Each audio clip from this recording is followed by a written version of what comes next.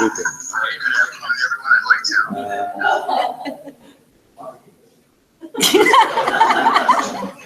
Complicity. So we go ahead with the presentation then. Do you want us up here or down front? We can have them. We can, for the picture purposes, we could have them line up behind you, but here it could be. Yeah, you want to do that? Should we go down front or have them come up Yes. here? What do you think? Go down front? Go down. Okay, sounds good. Let's head on down then. Take receipt. Okay, we're going to call up and present some certificates of recognition for all the hard work that all the members of the teams from the 6 institutions did to get here. We're really proud of them for everything that they did and all of the obstacles that they overcame to come here. We are thrilled beyond belief at how this turned out, especially on short notice for our first ever Tony Aposa Intergenerational Moot Court. And we hope very much that there will be a second Tony Aposa Intergenerational Moot Court, and we will, and we hope that you will encourage other students to become involved in this collaborative Moot Court presentation as an alternative to competitions, with an aim towards developing the law, as Professor Robinson suggested. So, to start things off, from Sciences Po Rang, Léa Lacan.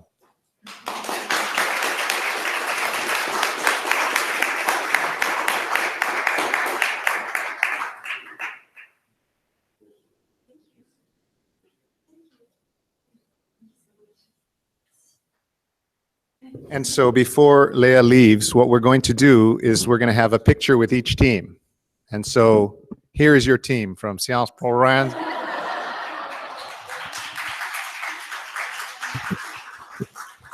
Representing the European Parliament. Of course, Professor Gaillard is here as well, yes. Okay. And I mentioned to the judges that I heard this young woman give a speech before the International Wildlife Conference in Stetson, right before the International Environmental Law Moot Court competition, and I knew I wanted to recruit her to come to this competition. But in a demonstration of selflessness that is befitting of the theme of this competition and promoting future generations, since this would have been her last moot court, she instead gave up the podium so that her colleague could gain some experience. And so I'm calling up to the stage from Facultad de Derecho, Milton Campos Law School, Helena Sete Camara.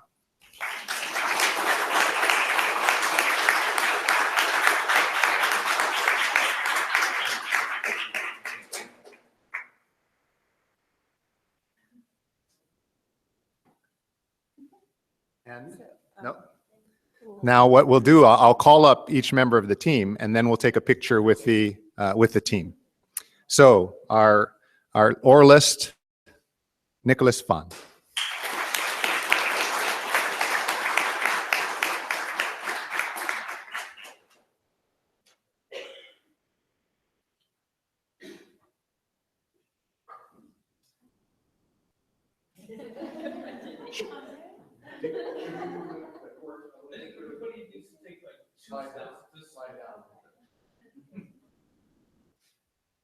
A little further. Is that yep. Yeah. All right, everybody, right here. And 3, 2, 1. Nice smile. Thank you very much. Okay.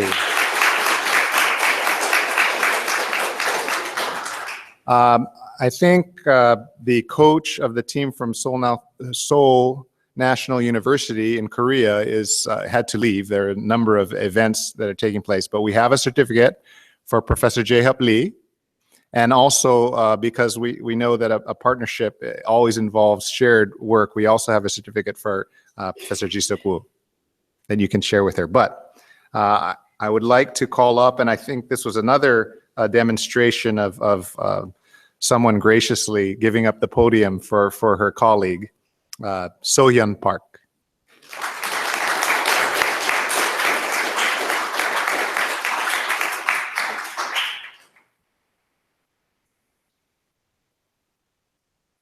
And the lead oralist, Hoo-Shin Kim.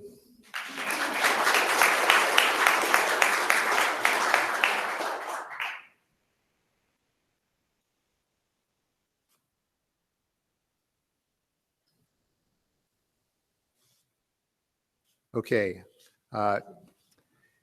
This might actually be more people than the pace, but I was remiss early in, oh, sorry. The future generations are doing their job. Thank you. Thank you very much. Sorry about that. Thank you. In my eagerness to get through this large stack, I jumped the gun. But I was remiss earlier in talking about the origins of this moot court. In addition to Professor Robinson and many other members of the PACE team, somebody else who has been with us all along in getting this process going, from the play shop on the North Shore that I mentioned, and despite many official responsibilities as a member of the host committee, I'd like to call up Associate Dean Denise Antolini.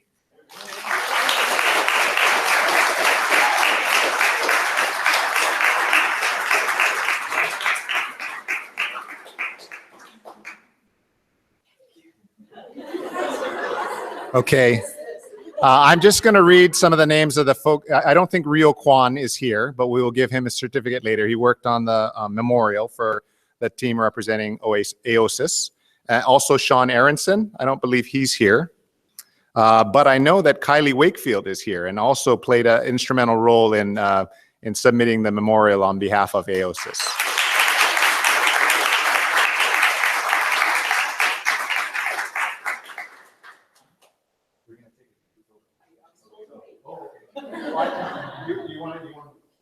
Shaking hands are okay. Another person instrumental in working on the memorial is Ariel Kramer.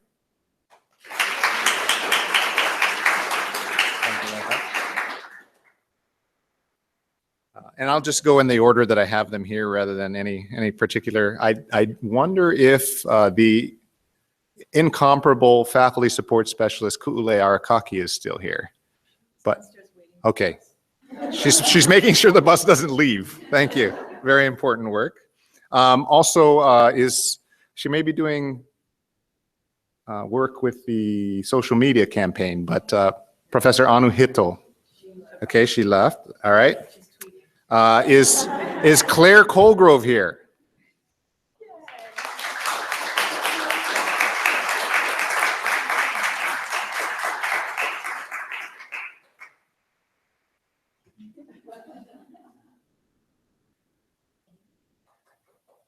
Okay.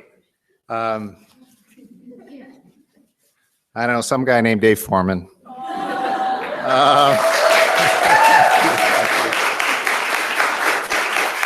Also, one of our, we were thankful that one of our coaches stepped in for one of our judges who was called away by, I don't know, the leader of the free world or something. Professor Maxine Burkett. I'd also like to bring up the coach. I mentioned her before, Lauren Seahays.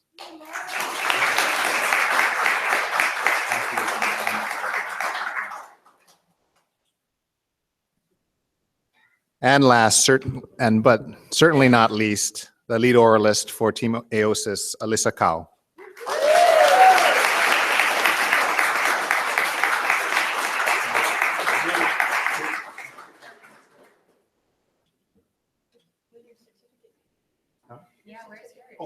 My certificate. Okay.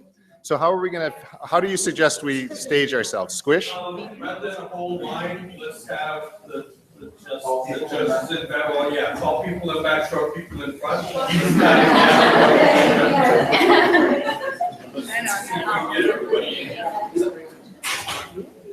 Should I really better on the other side? Yeah, I think so. Okay, you can't see me, I can't see you, so. Here we go, everybody. 3, 2, 1. Hang on, let's see. There, hang on. Thank you very much. Okay. So, please. Yeah. Where did they go? Stay right here. Oh, they were. They're right there. David, I'd like you to. Do you need to make an announcement right now or after I'm done? And before Tony? Okay. Okay. Trying to move quickly through here. Another person equally involved, along with Dean Antolini from the Pace, the Hobbs School of Law and Pace University, Julie Kim.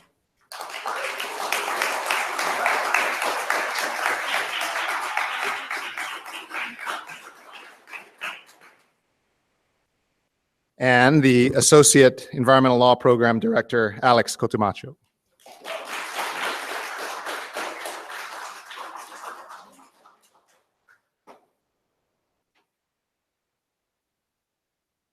Also from the, well, no longer with PACE, but still lending a hand, Professor Lynn Harmon.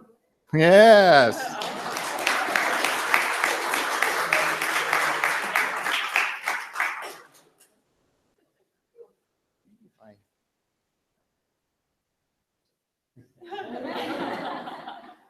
Okay.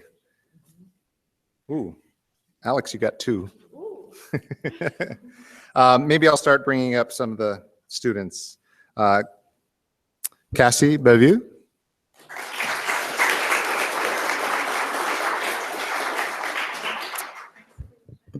Wait a minute, did I? This, I believe, I made a mistake. It's Lisa Engelbretson didn't come, right? She's a Richardson student, yes. Susie Englot.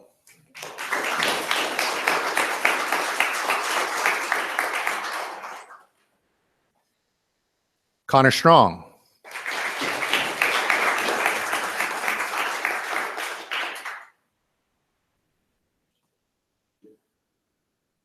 Okay, I'm going to try to get this one correct this time, but Sarah Cinquamani.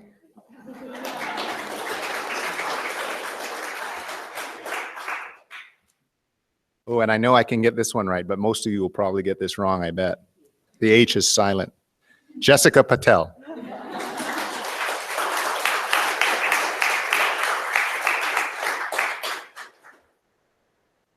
Nora bin Hamad did not make the trip, but we will please share that with her.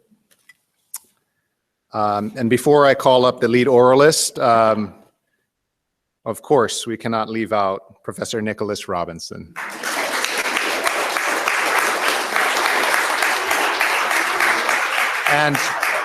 And while he's making his way up to the podium, the lead oralist representing the League of Arab States, Joe Moravec.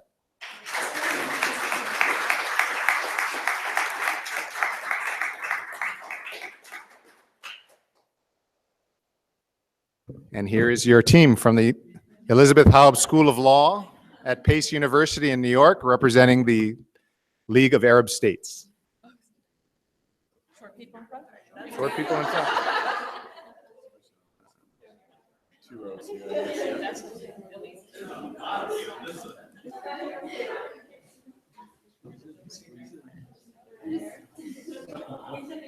Okay, everybody's pushing a little bit more. Here we go. Again, if you can't see me, you know. Here we go. 3, 2, 1, looking at you. Thank you very much, everyone.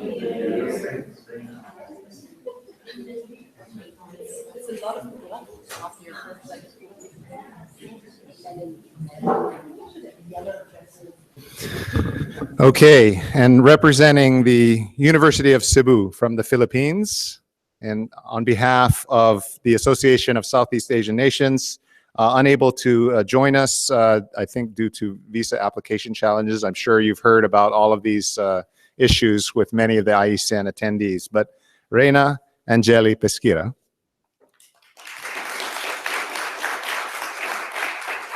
And Carla Colaljo.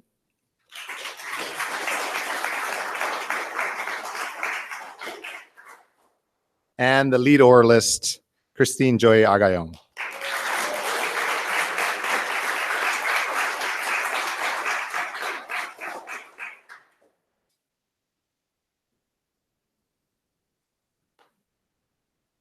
I should also mention, but we'll give her a certificate in her other capacity, but the coach of the University of Cebu team is Professor Liza Osorio. We'll do it with the judges. Yeah. A photo? Oh, maybe you want to hold it?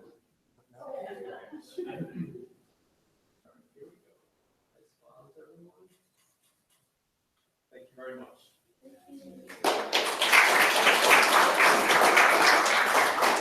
Yes, please. Okay. All right. So we'll start off with the judge who already has her certificate in her hand.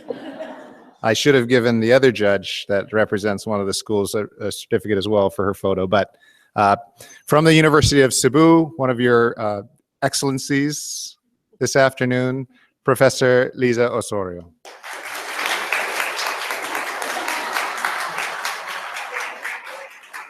Nice. And from, I still hope I get it. It's the University of Caen? Yeah. Okay.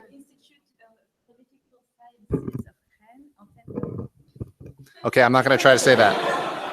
I think I do a decent job of her name, but I'm still learning it. Professor Emily Gaya.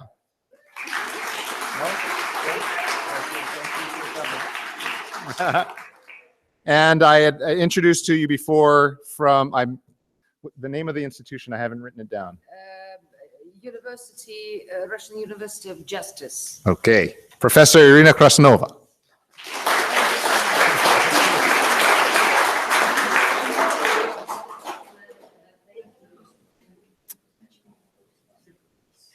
And our judge who thrilled in challenging her, the members of the teams with the multi-part questions, so that they could show you their skills in answering complex questions, from the University of Oslo in Norway, Professor Christina Voigt.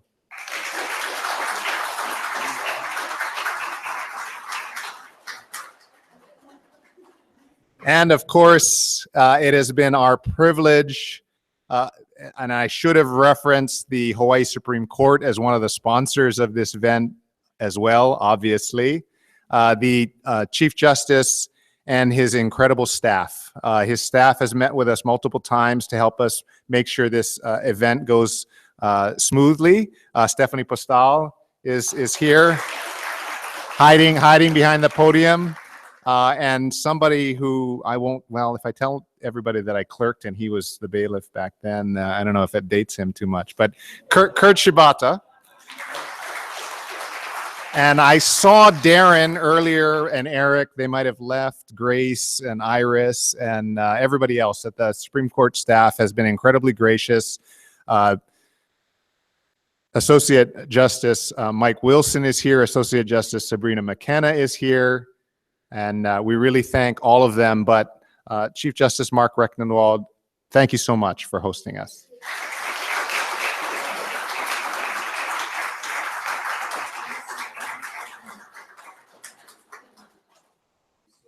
And now my opportunity to act like I'm on the court.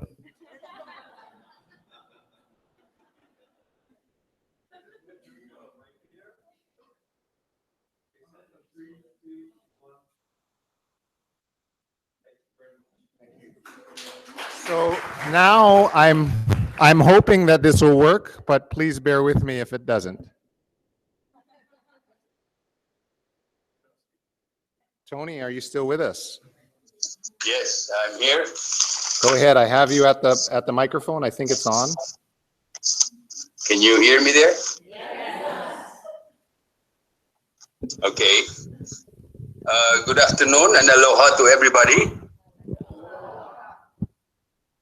Yeah, thank you very much, Chief Justice Mark Recknenwald and the Supreme Court of Hawaii for making your beautiful venue available to this Moot Court.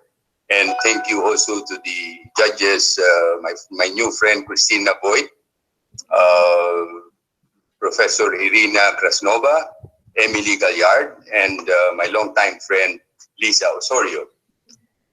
And congratulations to all the oralists and the participants, Nicholas Pan, Christine Argalion, you made us very proud, Hushin Kim, who said that the judgment of the court will become a beacon for the global community.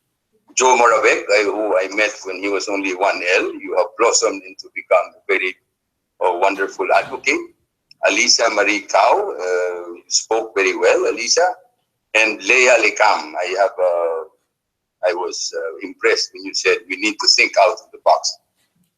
And your expositions not only clarified many questions and many points in this whole exercise, but it also, more important, it inspired us.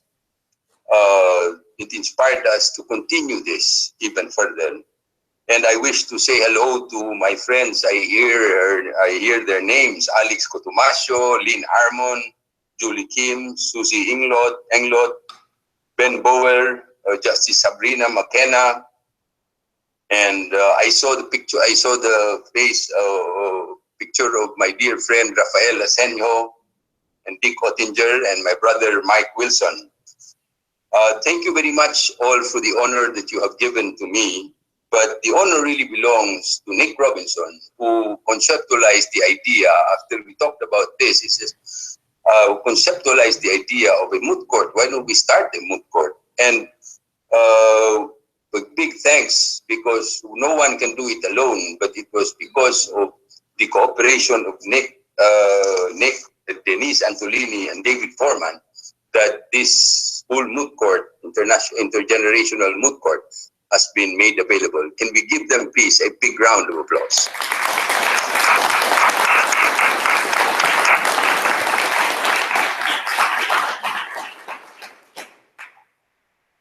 Yes, just a few points. What is the need for this resort to the judiciary? First, one way of looking at it is to sue the whole world. But that is the negative look of it, a negative view of it. It is perhaps to provide a forum for the shared understanding of the perils and the extreme dangers that are faced by the earth, and to provide a flat platform to mobilize action, to mobilize the world for sustained, strong, and serious action to face the perils of the climate crisis. What is it? It is a legal action. A legal action is beautiful because it tells a story. Number two, it sparks action. Number three, there will be a resolution. But in this case, a legal action is not an adversarial legal action. It is in fact a friendly action. It does not look to the past for liability and responsibility for past actions. Rather, it looks to the future on the duties of states. States not as governments, but the states as bonus pater familia, good father of the family of humankind, for the present and the future generations from the dangers that will unravel the entire fabric of human existence, the climate crisis. And it is not just a legal action, by the way. It is just, the legal action is only a tool, is one of the tools for mobilizing. It is hoped that this is going to spark a social movement around the world, that for the law to serve as a matchstick that will spark social action, the needed social action that the world must take if we are to face, not just to mitigate, but to face. In our countries, for example, we have to face. We will contribute very little, but we are facing the dangers and the continuing perils of the climate crisis. Even the term itself, climate crisis, seeks to change the meaning of climate change. The climate can change from morning to afternoon, but putting the word climate crisis emphasizes that we are faced not just with a situation with a sense of extreme urgency, but with a sense of extreme emergency. And so, as my brother David Foreman was saying, the venue that you provided, I guess it's for the first time, there is no competition. It is not a moot court competition like other moot court competitions. It is a venue for the cooperation. This is what our common guru, Mr. Nick Robinson, Professor Nick Robinson, I call him Kuya Nick as an elder brother, emphasizes that we human beings are hardwired to cooperate with one another. In the face of the climate crisis, that is even more important that we cooperate. And the venue and the forum and the form that the Moot Court has taken is precisely symbolic of that sense of need for cooperation. Now, who is going to undertake the social movement, the social revolution, as it were? Is it governments? States are nebulous, are a social construct. But is it governments? Governments, sadly, are short-sighted and are fickle. By the very nature of their offices, they are fickle. Priorities change from one month to the other. And especially when you factor in politicians, somebody once defined politicians as they have a very too developed, no offense meant to the politicians, but this is, somebody said that they have two well-developed sides of their brains, the left and the right. The left cannot do anything right, and the right has nothing left. Look at governments. It took from 1992 for the UNFCCC, it took 23 years for them to cross the T's and dot the I's. Longer even than Leia Lecam has been in this world. She's only 22 years old. So who is going to take on this movement? Among the branches of government that has a longer term view is the judiciary, because the judiciary bases its thinking on basic truths translated into legal principles, fundamental truths. But who is going to make this happen? It will be the generation of Leia Lecam, Nicholas, Julie Kim, and their generation, because they are going to be here many years from now. Many of us, our generation and the past generations have been responsible for the past and continuing damage to life, to the life support systems. But if I may say, our generation is not altogether lost, because we have visionaries in our ranks, a handful as it were, but visionaries like Ben Bower, Nick Robinson, Rafael Asenio, King Yin, Lin Heng, and our dear friends and elder brothers Dick Ottinger and Parvez Hassan, and our younger brothers Denise Antolini and David Foreman and their generation too. They are men and women who have not only have the vision, but who dare to take action. We all know that the procedure is simple. You go to the UN General Assembly, you get a resolution, and it will be passed on to the International Court of Justice. But there lies the opportunity for global mobilization of the youth, for the young to campaign throughout the world, to petition the respective governments to support that resolution. It is a small but powerful act to empower the youth to take acts of enlightened citizenship. And when it goes to the ICJ, International Court of Justice, I've been there twice and did my homework there, met with people there. And there's a all the ministers of justice, and we know the procedure, all the ministers of justice, all the governments of the world will be quote unquote invited to give their written statements. And to the young people who did their memorials, your written statements, your memorials will be drafts of the written statements that will be submitted around the world. And it will be the template. And so it's not an exercise in futility. And I assure you that when we all reach the International Court of Justice, I scouted the area already. On the right side, facing the International Court of Justice building, on the right side, there's a beautiful garden, and we will hold a party there. Rafael Asenjo will bring Chilean wine. And but the point is, all the countries of the world will be asked to the World Court to submit, and for them, they will submit what their action plans are. And I was also intrigued by Leia Lecam's idea, and also that of the others, and Christine, that if they submit their NDCs, the nationally determined commitments, then that becomes part of their jurisprudence. And that becomes part of their commitment.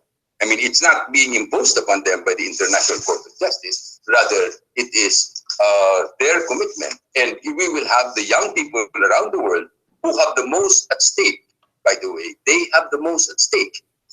They have the energy, they have the time, and they have the idealism and the stamina to carry it forward.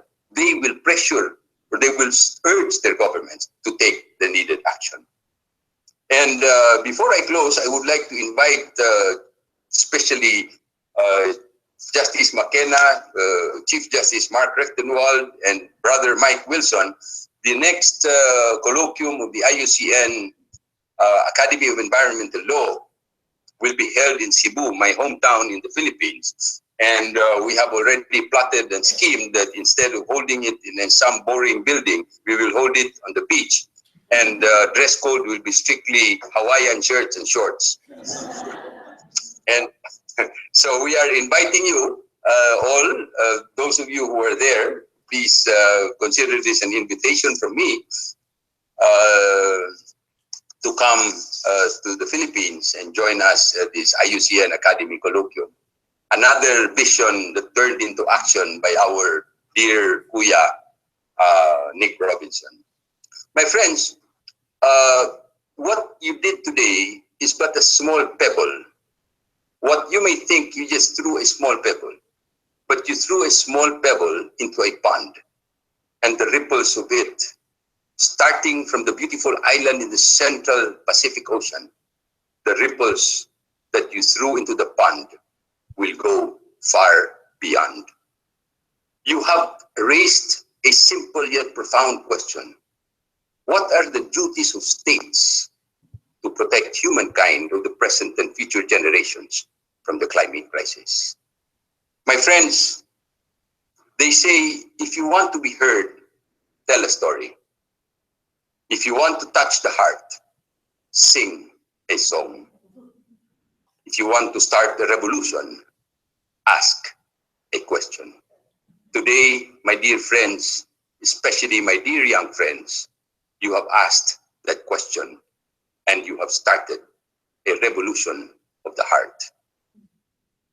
My dear friends, from the inmost heart, from my inmost heart of hearts, 6,000 miles away, I thank you so much. Mahalo nui, aloha, and mabuhay po kayong lahat. Thank you.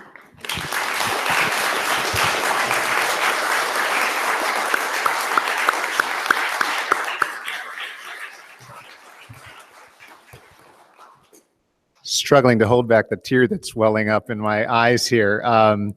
Although the only member of my family that actually speaks Cebuano is my Hauli father, the linguist, and my mother's native tongue is Tagalog. So I'll say to you, my brother Tony, maraming salamat po.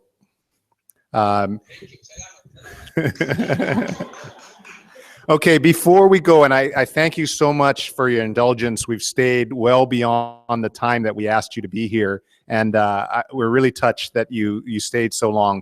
But the Deputy Chair of the World Commission on Environmental Law, Ben Boer, has an announcement to make, and then I believe Dean Antolini has some logistical observations for you. Well, thank you very much, everyone. It's not an announcement, but it's actually a challenge. And I hope that Tony Opposa is still on the line. Hello, Tony, if you are. I want to give an answer to the question of it being a social revolution that we're starting here. And obviously the question that has been asked is a very important one. But on behalf of the Commission on Environmental Law, and in particular our Chair, Justice Antonio Benjamin, I want to congratulate everybody on this wonderful achievement. I think we started talking about it over a year ago as to whether or not a moot court like this would work. But what a wonderful exercise it is. I want to emphasize that it should not be just an exercise, but it has to become the reality. And as Tony has brought that challenge to us, we have to meet that challenge. And I would like to challenge particularly the younger lawyers in the room, and particular the members of the early career group of the World Commission on Environmental Law, and in particular its chair, who I'm going to put on the spot now, but I spoke with her about this before, that I think the early career group of the World Commission on Environmental Law should work with all of you to make this moot court a longer term proposition. And in particular, because of the resolution that is coming forward later in the week with the General Assembly, if it does happen to then turn into a resolution that might go to the United Nations, I want the early career group, working with all of you, to actually become a party to all of the negotiations that will lead up to an ICJ question being put. And that is what I would like to, if that's an announcement, that's it, but it's really a challenge and another question. So thank you very much to everyone. Bye-bye.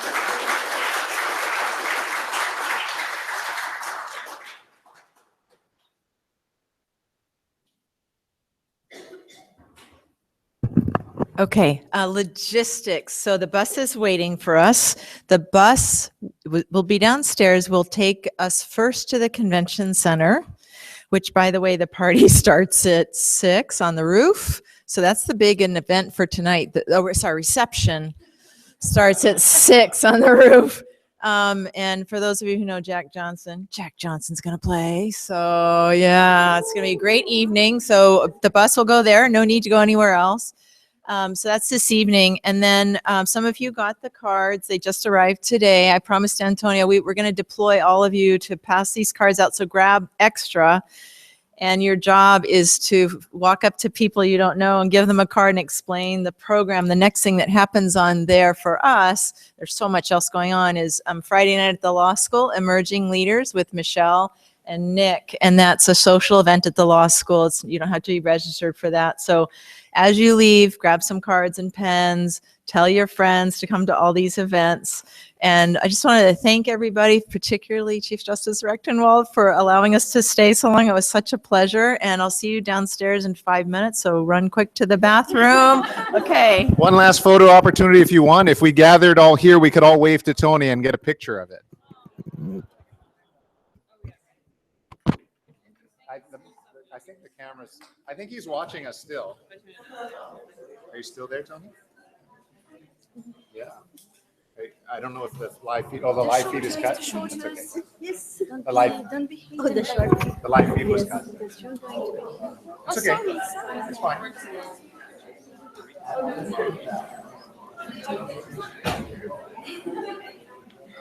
for Tony. Bye-bye.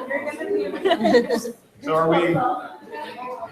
So wait, let's get one. Wait for Tony. Hang on. Okay. Do this right, hang on. All right. Hang on, do this right. Like, I'm just doing it all day long. Or should we do the KHON channel 2? Oh my goodness. I'm gonna sing the music. Yeah, here we go. Hang on. We are rolling. All right. Hey, wait. Thank you, Tony. Thank you for your inspiration. Thank you, Tony. We hope to see you soon. In Cebu. Yes, go. When is Okay. it? May 29. May 29. Thank you, everyone. May 20 to June 2 of 2017. Wow. Yeah. I wish you could come.